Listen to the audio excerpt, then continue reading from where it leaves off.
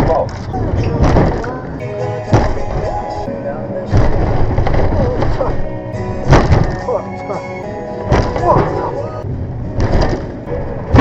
我操！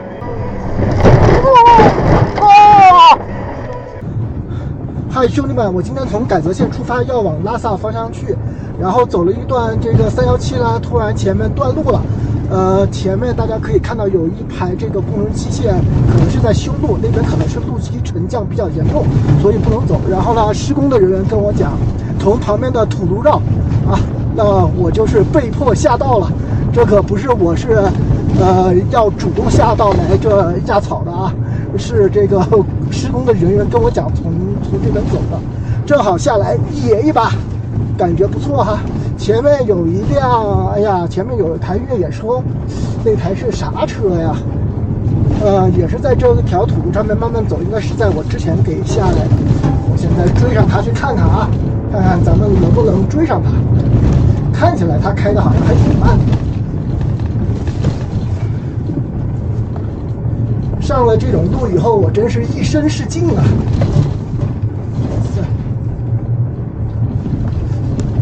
看起来看不出来是啥车型，但应该是，我靠，哇塞，刚才给拖了一下底。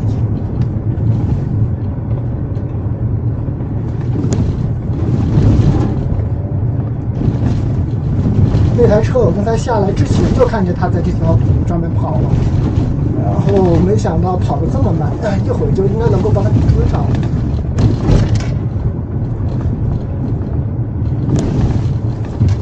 瑞虎8 Pro 的这个悬挂比较硬，有很多朋友都觉得这个跑起来不好，但是这种比较硬的悬挂在路上面跑，在过一些急弯的时候，它的支撑性会比较好，而且在越野的时候呢，它的支撑性也会比较好。这样的话呢，它就不太容易磕到底盘。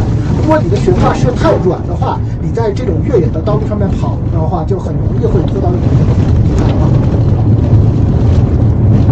好，前面追上来，那是台什么车啊？带着车顶帐。在这段路不知道要跑多远呢。哦，这是一台标致，标致在这里，慢慢有深圳的阅兵的标志。再见吧，我先走了啊。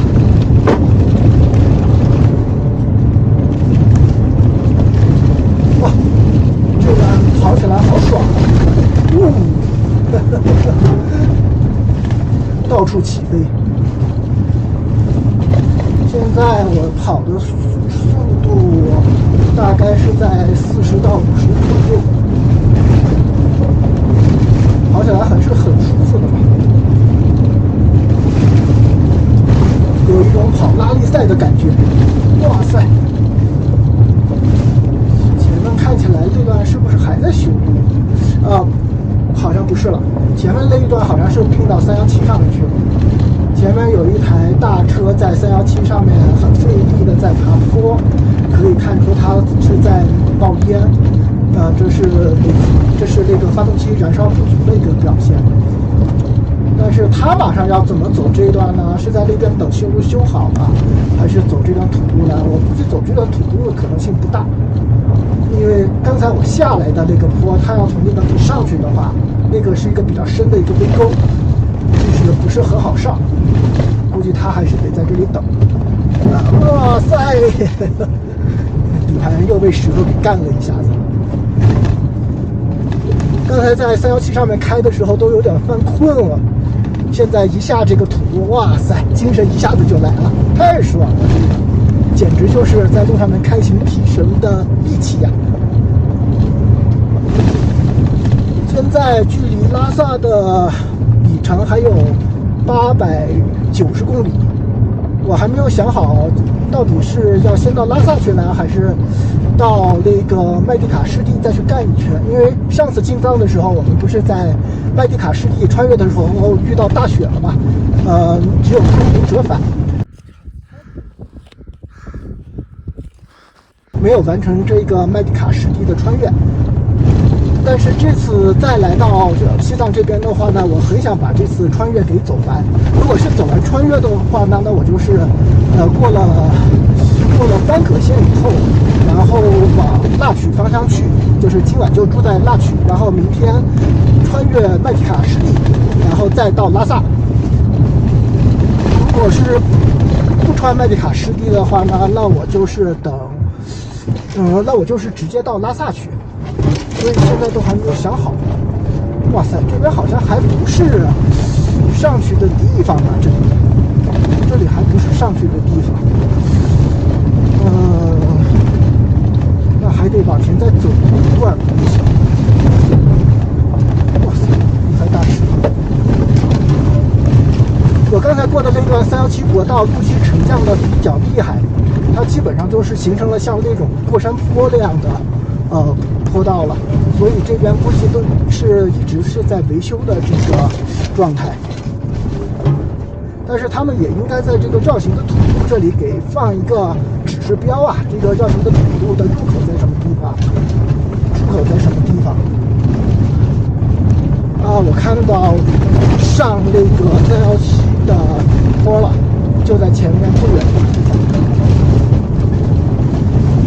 这回到了拉萨以后呢，我还没有想好到底该怎么走，因为3月份的时候，你想想我才走的这个317嘛，当时是走的是丙察左和317，所以这趟呢不想从丙察左和317走了。但是如果是走这个318的话，车太多了，我看地图上面很多地方它都是红色的，堵得非常厉害，我又不想走318。如果是走丙察察呢，丙察察我走过好几次了，也没有什么兴趣，而且这边到云南的话也绕得比较远，所以到底怎么走，我现在还没有想好，有可能走这个川藏中线，走川藏中线过去。哇塞，这是一个排水沟啊，过一下子，后面估计排气管又被给干了一下子。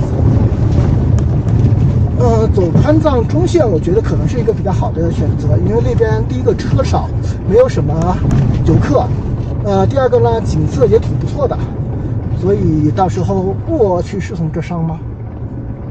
好像是，对，是从这里上。哇塞，上来了。所以等到拉萨以后休整2天，因为这几天跑的实在是有点累，到拉萨以后休整2天，然后再看吧，到时候怎么走了再跟大家说。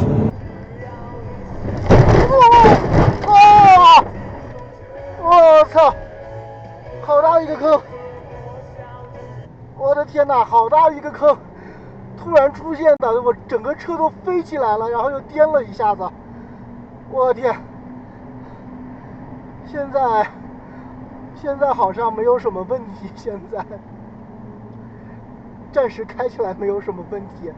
我去啊，刚才那个坑实在是太狠了。从改则出来以后，过了进腊曲的检查站，然后呢，这个317国道又上了海拔5000米的高原，这边呢高原冻土沉降比较厉害，对路基给造成的损伤也比较大，所以这边很多地方就是路基一直是在修路，而且呢有很多这个坑坑洼洼的地方。我刚才就是因为在修路的地段有一个很大的一个向下去的有一个 U 沟没有看见，然后车就直接的冲下去，我的速度应该还不慢，直接给冲下去，然后就上来，然后就跳起来了。我的天哪！当时我是觉得我的底盘重重的被干了一下子，但是现在开起来目前还没有其他任何问题，也没有任何的异响。我准备今天晚上到地方的时候再好好的去检查一下子。但是这段路呢，我就准备开慢点了，不准备像刚才一样给猛跑了。我为什么要在这种路上面猛跑呢？第一个是为了赶时间，第二个呢，我也想看看这个瑞虎8 Pro 在长期的这种道路的摧残下面，它到底会有一种怎样的表现？上次我在西藏，就是今年3月份在西藏那趟已经干的是非常厉害了。那趟呢，大家也看了之前的视频，我回来以后只换了那个底盘下面的一个小的连杆。那么这趟呢，我还是用这种猛跑的这种方式，因为我也是要做一个长期的这么一种测试嘛。我的朋友之前他跟我说过，可能这个车，你比如说在我上次进藏的时候，那时候才是3万公里不到，那个时候呢，它就是在一种新车的状态下，它的各个结构件的这种耐久度也是比较强的。但是不知道国产车，哇塞，前面又堵路了，又只能从下面绕了。就是不知道这个国产车如果是在长时间的这种猛操的情况下，会有一种什么样的表现。所以呢，我也是秉承了这个一定要认真长测的这个这个宗旨，所以呢，决定把这台车开到10万公里，都是以这种猛操的方式去跑。然后我们看看到10万公里的时候，咱们的这台瑞虎8 Pro 风暴4驱版究竟还会不会像现在一样结实，会不会出现其他一些什么样的问题。好，现在又要下到过去绕去了。哇塞，又可以有一段提神的路了。这一边这种路开起来我就从来就不会犯困，国道和高速开多的话就很容易犯困，所以有的时候跑这种路感觉也很舒服呀，至少我的精力能够得到恢复。这一段不知道要跑多远哈，好像也跑得不是很远，往前跑一跑。还是像我之前说的，这种路呢，对这个减震的要求还是比较高的。如果你的减震比较硬的话，相对来说跑起这种路来就是更加的有力，速度也能够更快，对你车的损伤也就更小一点。所以我还是很喜欢瑞虎8 Pro 的这个比较硬的减震的。哎，这段路好像绕的不是很多，这段是不是就可以把它上去了？好像还是往前绕的。好。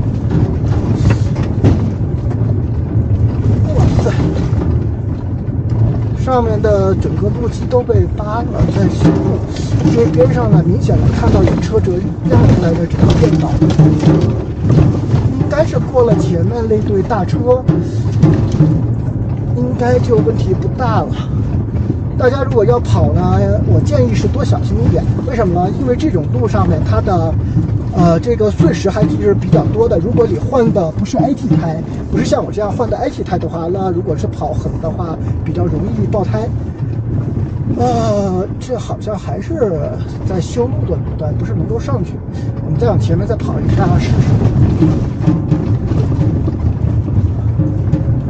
说回刚才的话题，我因为是换了 AT 胎，它的那个纵向的这个轮胎的胎面它会比较厚，所以呢，它在一些比较严重的路况上面跑的时候，它不会爆胎。但是如果你是用公路胎的话，你就千万不要这样猛跑，因为那样的话呢，就很容易爆胎了。好像是从这里就能够上去了哈。哎呀，就从这上吧。哇塞，带上了。好，继续出发。今天注定是要多多绕行的一天。过了尼玛线后，前方的301省道修路封路排了一长溜车，不知道什么时候才能够通路放行。临时看了卫星地图，发现有一条土路可以绕行，二话不说开始下道。哪知道过了封路的路段后，土路到301省道的路基边一直有一条深沟，没法上路。往前开了好远，从一座桥下顺着干枯的河床过到了301省道的另一边，在河床上又越野前进了一会儿，找到了一条可以上路基的斜坡，终于又返回到了301省道上。前方就是如同大海一般湛蓝宽阔的色林措。